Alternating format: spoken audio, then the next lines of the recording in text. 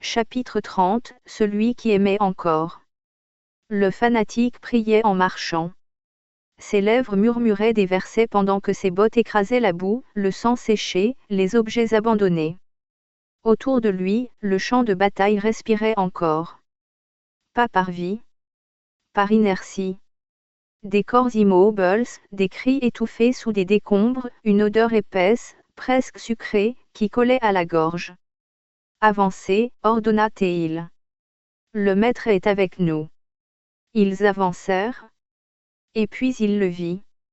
Au milieu du chaos, assis à même le sol, un homme sans armes. Les mains ouvertes. Le regard calme. Trop calme. Un mystique. On les reconnaissait toujours à ça, il ne suppliait pas. Autour de lui, des blessés. Ennemis et alliés confondus. Il ne les soignait pas pour les sauver. Il les regardait. Il leur parlait doucement. Il leur tenait la main pendant qu'ils mouraient.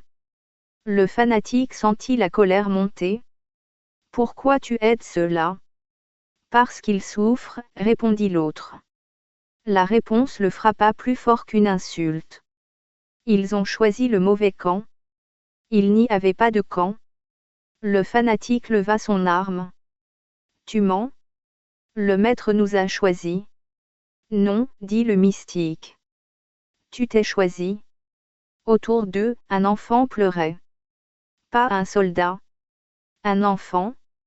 Couvert de poussière, incapable de comprendre pourquoi sa mère ne se relevait plus. Le mystique se tourna vers lui. Viens, murmura Théil. Le fanatique tira. Pas sur le mystique. Sur l'enfant. Le bruit fut sec. Définitif. Le silence qui suivit fut plus viol que l'explosion. Le mystique ne cria pas. Il ne bougea pas. Il ferma simplement les yeux. Tu vois, dit le fanatique, la voix tremblante mais dure, c'est nécessaire.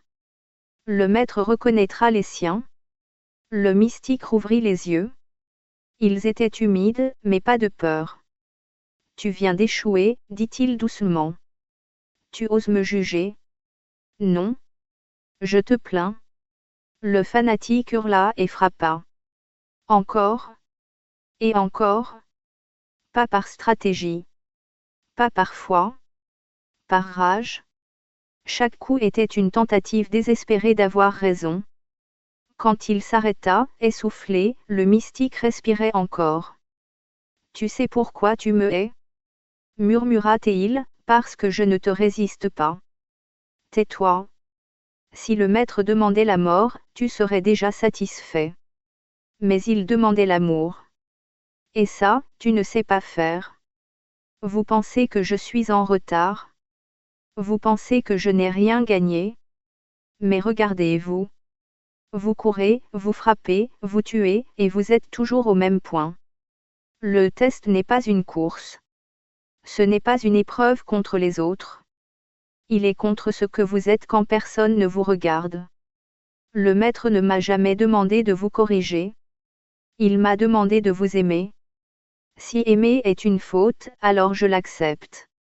Mais sachez ceci, le jour où vous cesserez de lever la main contre votre frère, vous avancerez plus loin que toutes vos guerres réunies. Le fanatique acheva le geste. Quand ce fut fini, il resta debout longtemps. Trop longtemps. Autour de lui, personne ne célébra.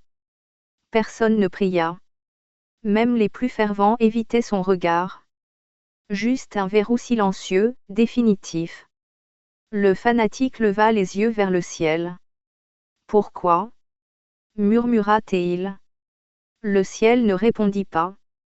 Parce qu'il n'y avait rien à répondre à quelqu'un qui venait de tuer l'amour en croyant servir le maître.